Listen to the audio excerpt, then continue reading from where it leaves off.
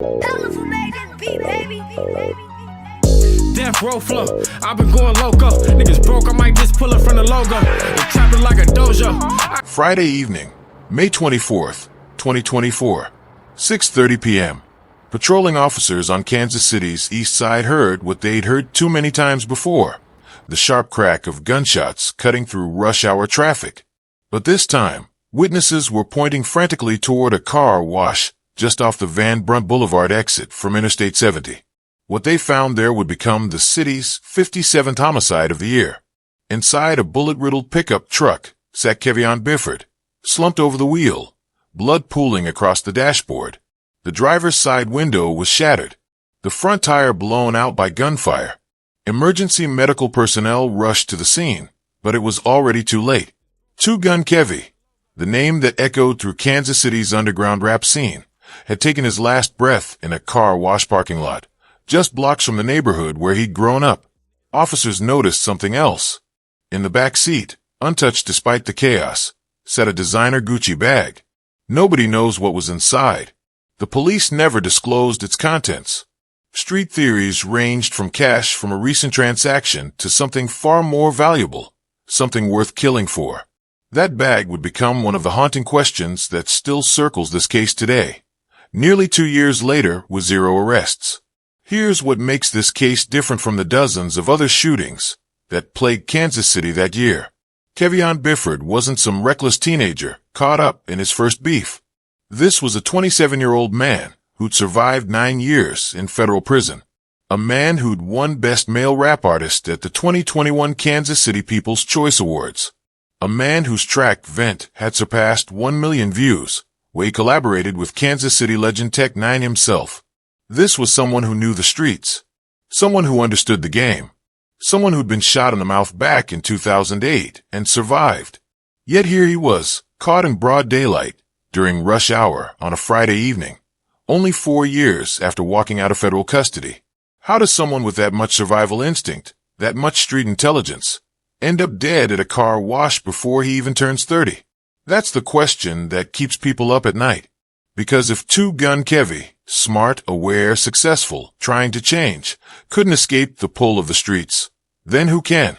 The answer to that question is buried somewhere between the exit ramp, where the shooting started, and the abandoned car wash, where his truck finally stopped rolling. And what you're about to hear will show you exactly why this case became more than just another statistic. Before we go further, let me be honest with you. If you actually care about understanding how cycles of violence trap even the smartest people who are trying to do better, then hit subscribe. And if you're sitting there thinking you're too smart to be manipulated by a YouTube algorithm, well, the comment section is right there waiting for you to explain why you're different. Because this story isn't just about Kevon Bifford. It's about every person who thought they could outrun their past. Let's go back to where this really started. Because Kevon Bifford wasn't born into rap fame or street legend status.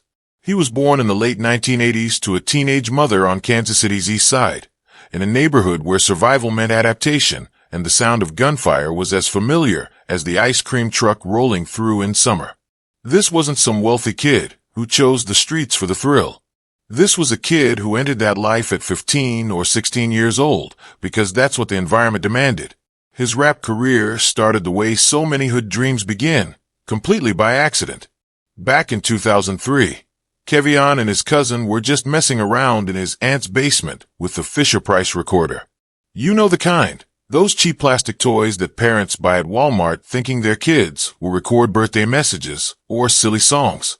But when you grow up where Kevon grew up, you don't record nursery rhymes. You record what you see, what you live, what's happening on the block. And something happened when Kevon put those headphones on. Something clicked. His cousin later said they'd spend entire days down there, freestyling over beats they'd play from a boom box, rewinding the same instrumental over and over until they got their verses right. It wasn't about getting famous. It wasn't even about making money at first. It was just two kids finding an outlet, a way to process the chaos around them. But like his cousin said in interviews years later, when you mess around with that stuff, it gets addictive. The rhythm, the wordplay, the way you can turn pain into something people actually want to hear. But while Kevon was developing his craft in that basement, he was also developing connections on the streets. And those connections would eventually define his life more than any rap verse ever could. He became affiliated with the Clack gang, a criminal organization that took its name from the distinct mechanical sound of chambering a round in a semi-automatic handgun. That sound, click-clack, became synonymous with a crew involved in crack cocaine distribution, firearms trafficking, and the kind of violence that eventually draws federal attention. Kansas City's East Side in the 2000s wasn't just a backdrop for music videos. It was a war zone where territorial disputes got settled with bullets, where 14-year-olds carried pistols to school, and where the local police seemed perpetually one step behind. Kevon's neighborhood, 33rd and Bells, became known as click-clack territory. If you rolled through there wearing the wrong colors or claiming the wrong set, you might not roll back out. That was just the reality. Now here's where the story takes its first dark turn. On a night in 2007, a nightclub shooting changed everything. Kevon Bifford was involved, and surveillance footage from the club placed him at the scene. The kind of footage that doesn't lie, doesn't forget, and doesn't care about street code. Police arrested him for second-degree murder, the kind of charge that could bury a 20-something rapper before his career ever had a chance to take off. We're talking about potentially spending the rest of his life behind bars. But here's what actually happened, and this is where the whisper started. Kevon pleaded guilty to a reduced charge, unlawful use of a firearm. Instead of life in prison, he received 3 years of probation with a 15-year suspended sentence hanging over his head. Meanwhile, his co-defendant in the same case, a man named Richard Cooper, wasn't so lucky. Richard Cooper got life. Let me repeat that.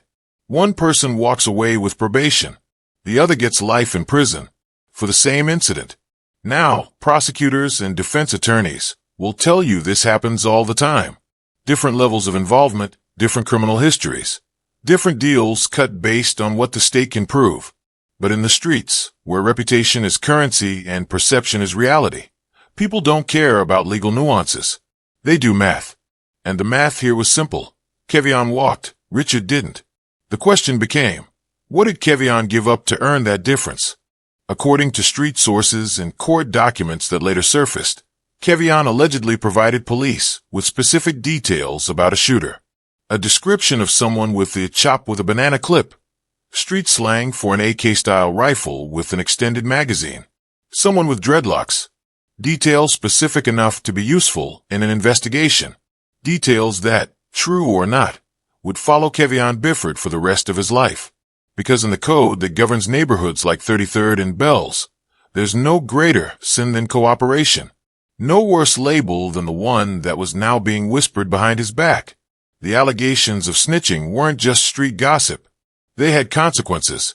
Real, bloody consequences that would manifest less than a year later in a way that should have killed Kevon Bifford but somehow didn't. And that survival, that refusal to die when he was supposed to, only made the questions louder and the suspicions deeper. 2008. Less than a year after the nightclub case wrapped up, Kevon Bifford did something that, in hindsight, looks like either incredible courage or complete stupidity, depending on who you ask. He went to visit Richard Cooper in jail. The same Richard Cooper who got life, while Kevon walked away with probation. The same Richard Cooper whose family and friends were convinced Kevon had cooperated with police to save his own skin. Think about that decision for a second. Walking into a jail to face someone who believes you're the reason they'll never breathe free air again. Either Kevon genuinely wanted to clear the air, to explain what really happened in that courtroom, or he was trying to prove something to the streets, that he wasn't what they were saying he was. Whatever his motivation, that visit set something in motion that couldn't be stopped. Shortly after that jail visit, Kevon was shot. But not just shot, he was shot in the mouth. And if you understand anything about street symbolism, you know that wasn't random. When someone gets shot in the mouth, it's a message. It's saying, this is what happens when you talk. It's saying, your words got you this. The placement was deliberate, calculated, meant to send a signal to everyone watching.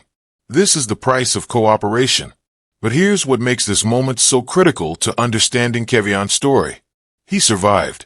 Against the odds, against the intentions of whoever pulled that trigger. Kevon Bifford survived a point-blank gunshot to the face.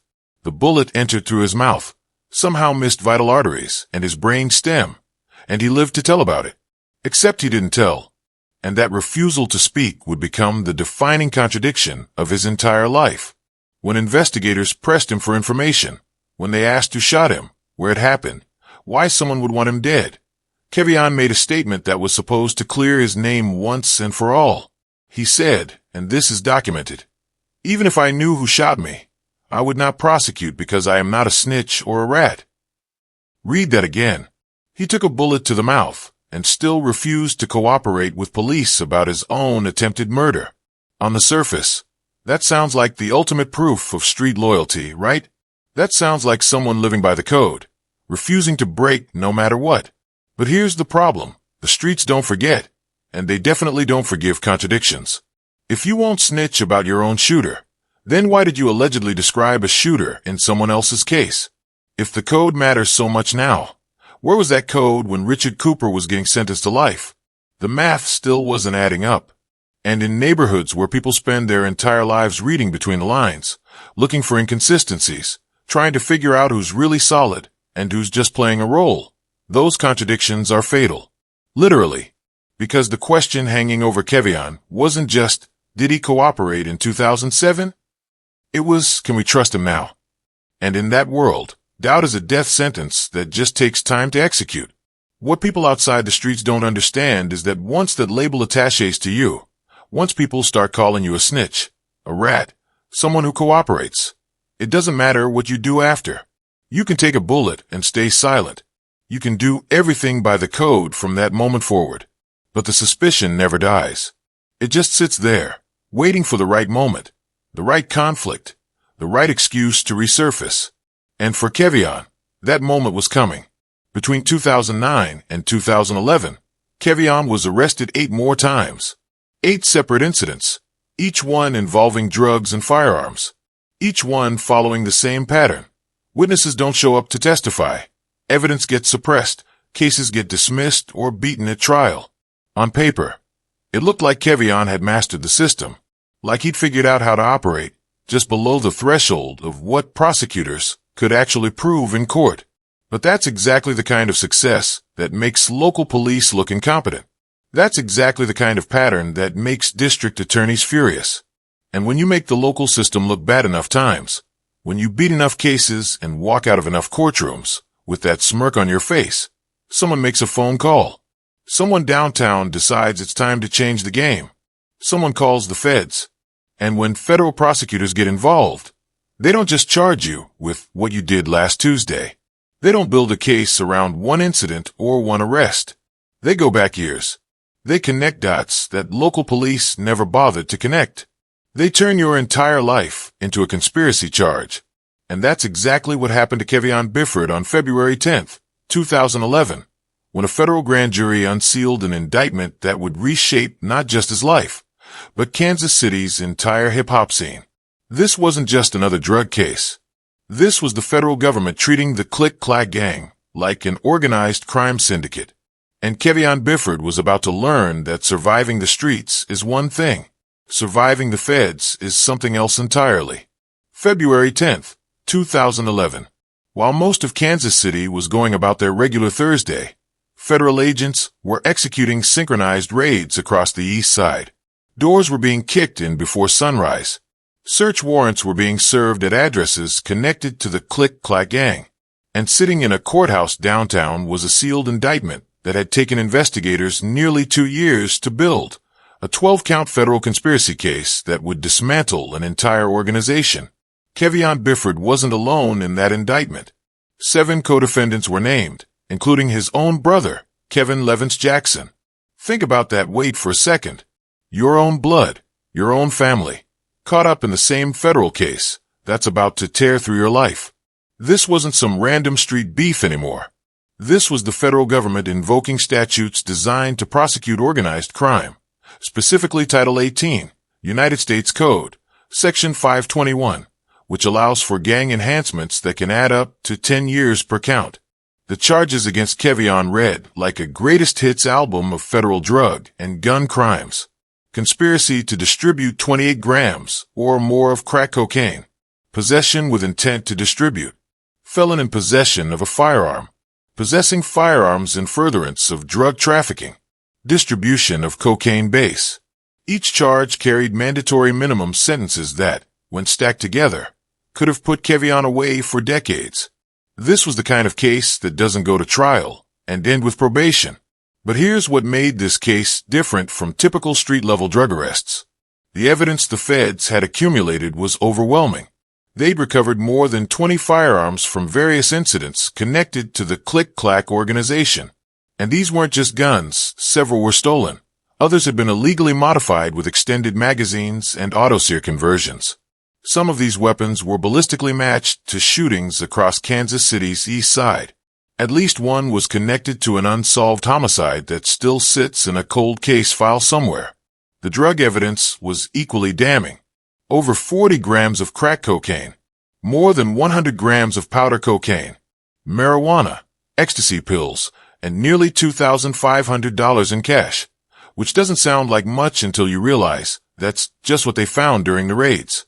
Federal prosecutors argued this represented just a fraction of the actual drug distribution network the Clack gang had been operating for years. They had wiretaps. They had surveillance footage. They had cooperating witnesses ready to testify. This is where Kevon's previous legal victories stopped mattering. All those dismissed cases, all those times witnesses didn't show up to local court, all those charges that got reduced or beaten at trial. None of that helps when federal prosecutors come with RICO-adjacent charges. Because the feds don't need witnesses who are too scared to testify. They have recordings. They have financial records. They have evidence that doesn't get intimidated in parking lots or change its story on the stand. When the judge handed down Kevon's sentence, it was 12 years in federal prison. 12 years is a long time to think about your choices. 12 years is enough time for your kids to grow up without you. 12 years is the kind of sentence that's supposed to break people, supposed to make them cooperate, supposed to turn them into exactly what the streets already suspected Kevon might be. But he took that sentence and started serving his time. Now here's where we hit the second major mathematical problem in Kevon's story, the one that would reignite all those snitching allegations years later when he walked out. Kevon only served 9 years of that 12-year sentence. He was released in March 2020, right as the COVID-19 pandemic was shutting down the world. While his co-defendants, including his own brother, were still behind bars, still fighting appeals, still grinding through their sentences, Kevon Bifford walked out a free man. The legal explanation is straightforward and actually applies to thousands of nonviolent drug offenders across the country. The Fair Sentencing Act of 2010 reduced the sentencing disparity between crack and powder cocaine offenses, a disparity that had disproportionately affected black defendants for decades. Then came the First Step Act of 2018, which made those reforms retroactive and allowed prisoners serving under the old guidelines to petition for sentence reductions. Kevon's lawyers filed the paperwork, the judge approved it, and combined with good behavior credits, he shaved 3 years off his sentence. This wasn't unusual. This wasn't evidence of cooperation. Federal public defenders will tell you they handled hundreds of these cases under the First Step Act. Prison reform advocates celebrated these releases as long overdue corrections to unjust sentencing laws. But none of that legal context matters when you're sitting in a cell watching someone walk out early while you're still counting down years. None of that matters to families who believe their loved ones got harsher sentences because they didn't play ball. And here's the brutal truth about perception versus reality in cases like this. It doesn't matter that Kevon's release was legally justified. It doesn't matter that thousands of other prisoners benefited from the same reforms. What matters is how it looked. Co-defendant gets life in 2007, while Kevon gets probation. Kevon serves 9 years instead of 12, while others serve their full sentences. The pattern, true or not, fair or not, feeds the narrative that something else was going on. This is where we need to pause and understand something critical about how the streets and the legal system speak completely different languages. To a defense attorney, Kevon's case represents successful advocacy and sentencing reform working as intended. To a federal prosecutor, It's just policy changes being applied consistently across eligible defendants. But to someone sitting in a cell who didn't get the same breaks, who didn't catch the same legal wins, it looks like favoritism. It looks like there's a reason this one person keeps landing on his feet. And that gap, that space between legal reality and street perception, is where people get killed. Because Kevon Bifford walked out of federal prison in March 2020 thinking he'd paid his debt, thinking he could finally build something different. But there were people who'd been watching, counting, remembering, and they were building their own case against him that had nothing to do with courts or judges or sentencing guidelines. March 2020. Kevon Bifford walked out of federal prison into a world that had fundamentally changed overnight. The COVID-19 pandemic was shutting down entire cities. People were wearing masks to the grocery store. Businesses were closing. The streets were quieter than they'd been in decades. But for someone who just spent 9 years locked in a cage, even a pandemic-stricken world felt like freedom. And Kevon was determined to make it count. Within months of his release, he dropped a track called Vent that would change everything. This wasn't just another street anthem full of threats and bravado. This was 9 years of suppressed emotion, anger, pain, and reflection poured into 4 minutes of raw honesty. He rapped about missing his kids' childhoods, about the conversations he had with lifers in federal prison, about realizing that the life he'd been living wasn't leading anywhere except back to a cell or a grave. And people felt it. Vent exploded past 1 million views on YouTube. For a Kansas City underground rapper, that's massive. That's the kind of number that gets you noticed, not just locally but regionally, nationally. Suddenly, Kevon wasn't just two-gun Kevy from 33rd and Bells anymore. He was an artist with legitimate buzz, with a story that resonated beyond his neighborhood. People who'd never set foot in Kansas City were commenting on his videos, sharing his music, talking about his journey. The collaborations started rolling in. Tech Nine, Kansas City's biggest hip-hop export, a legend who'd built an independent empire, reached out to work with Kevon. Studio B wanted features. Sulaifor was calling. Walter Edwin, another respected Kansas City artist, became not just a collaborator, but a friend. These weren't just co-signs from random rappers. These were established artists betting their reputations on Kevon, vouching for him, bringing him into rooms he never could have accessed before prison. Then came 2021 and validation that 9 years earlier would have seemed impossible. Kevon won Best Male Rap Artist at the Kansas City People's Choice Awards. Not nominated, won. Beat out other artists who'd been grinding the whole time he was locked up. Artists who didn't have federal cases or street rumors following them around. And he won because the music was undeniable, because his story connected, because people believed he'd genuinely transformed himself. But here's what most people don't talk about when they discuss Kevon's post-prison success. They don't talk about the cost. In interviews after his release, Kevon spoke with devastating honesty about what 9 years in federal prison had done to his relationship with his children. He had kids before he went in. Kids who were barely old enough to remember him when he came out. And he had a newborn waiting for him. A child he met for the first time as a grown man fresh out of custody. He talked about how his maturity level, when he caught his case, was nowhere close to where it needed to be. How being a father from behind bars meant missing everything that actually matters. First steps, first words, school plays, birthdays. The mundane daily moments that build the foundation of parenthood. He said his kids were cool, but you could hear the pain in his voice when he said it.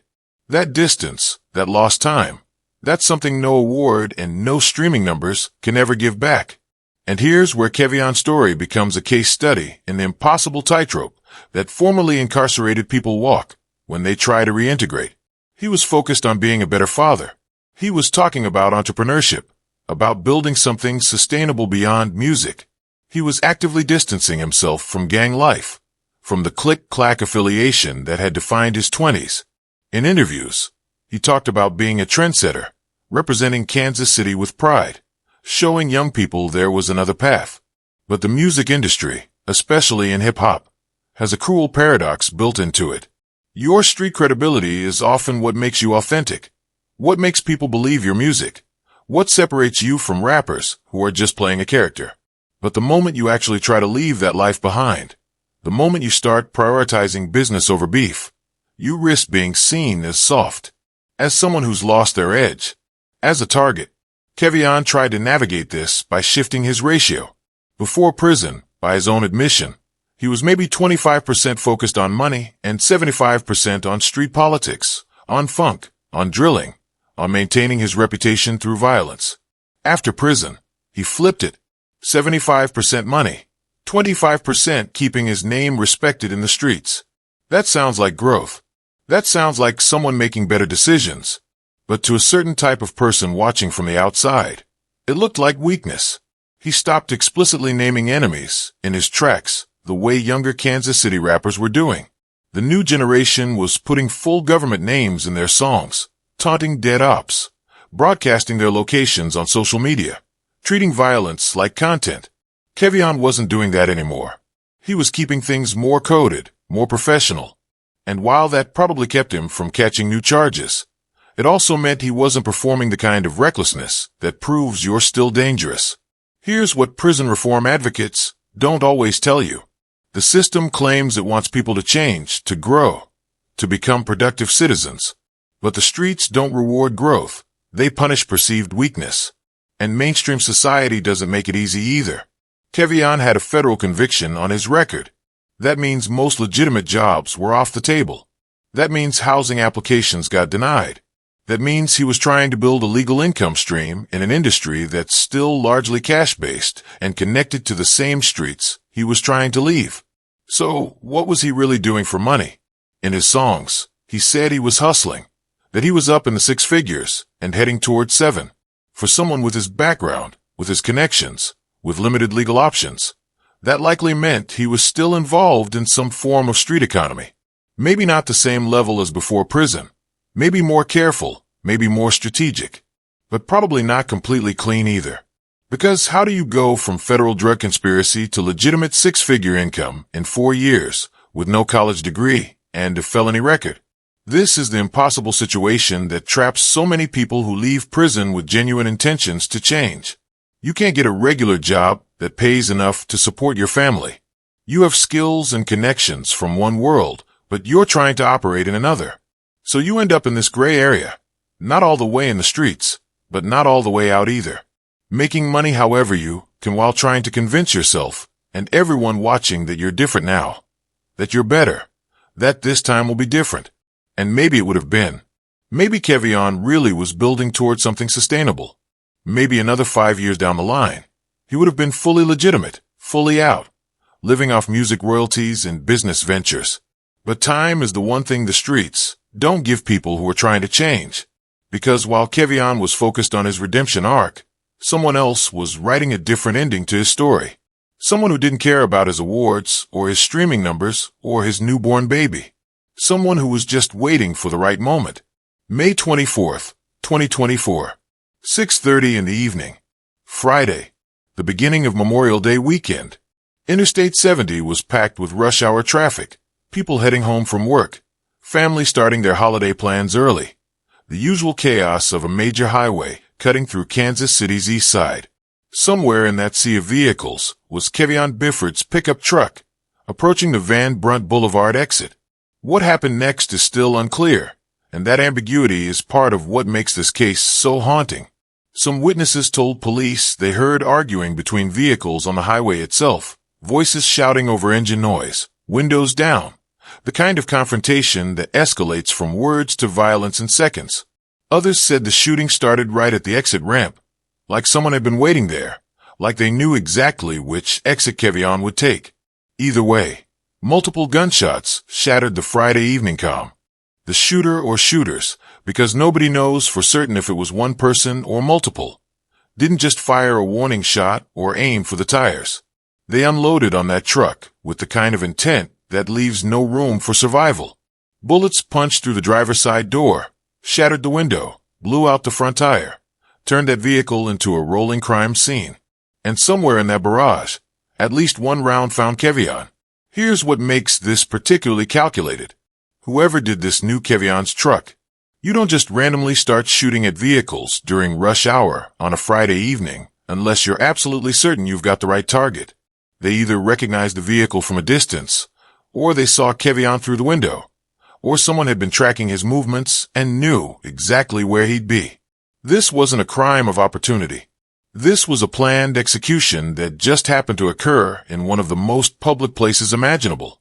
Kevon, even while bleeding, even with his truck shot to pieces and a tire blown out, managed to keep driving. He made it off the exit ramp, turned onto Van Brunt, and somehow navigated his dying vehicle to a car wash just blocks from his own neighborhood. The same car wash where he'd probably washed that truck dozens of times before. An abandoned building that used to be full of people, but now sat empty, closed down.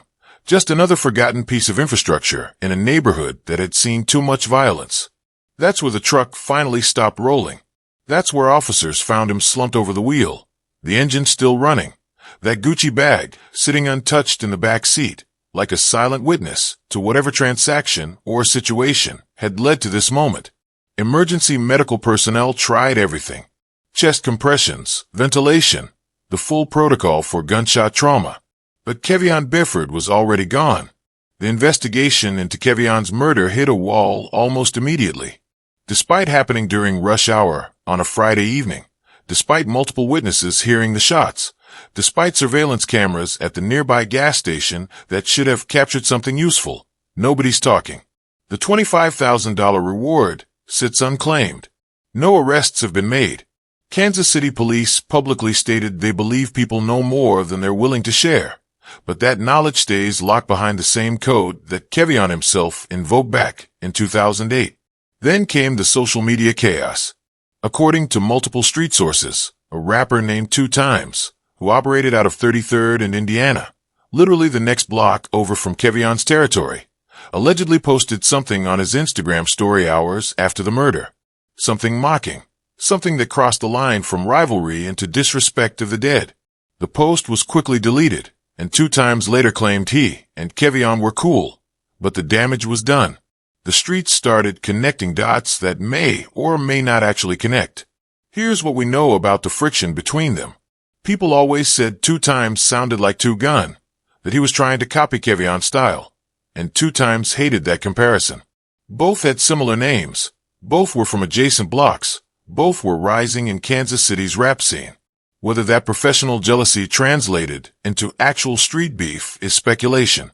But the timing of that alleged post, the quickness of its deletion, the defensive follow-up, it all fed theories that continue to circulate today. With Kevon's death, the Clack gang effectively ended. The older members are either dead, locked up, or aged out of the life. Duck Sauce is gone. Kevon's gone.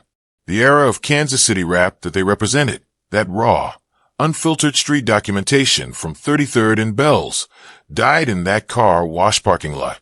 What remains is an unsolved homicide, a grieving family, and 3 children who will grow up hearing about their father from everyone except their father.